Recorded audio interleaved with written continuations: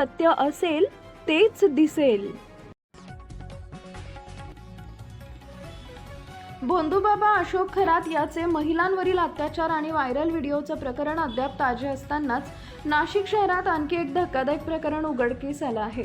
एका बड्या व्यावसायिकाच्या ऑफिसमधून टॅब चोरीला गेल्यानंतर त्यातील सुमारे 200 वैयक्तिक आणि अश्लील व्हिडिओ सोशल मीडियावर व्हायरल करण्याची धमकी देत 12 लाख रुपयांची खंडणी मागण्यात आली.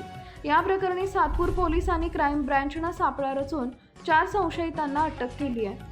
सातपूर परिसरातील एका व्यावसायिकाच्या ऑफिसमधून काही दिवसांपूर्वीच एक टॅब चोरीला गेला होता.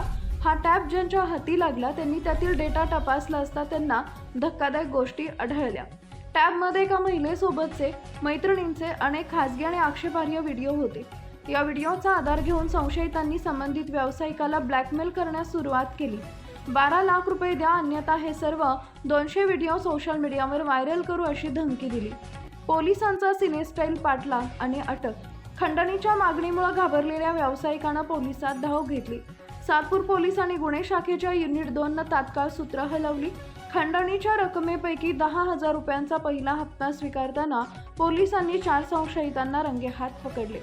यावेळी पोलिसांनी संशयितांचा सिनेस्टाईल पाठलाग करून त्यांच्या मुसक्या आवळल्या. सध्या या चौघांची पोलीस कोठडीत कसून चौकशी सुरू आहे. Subscribe now and press the bell icon.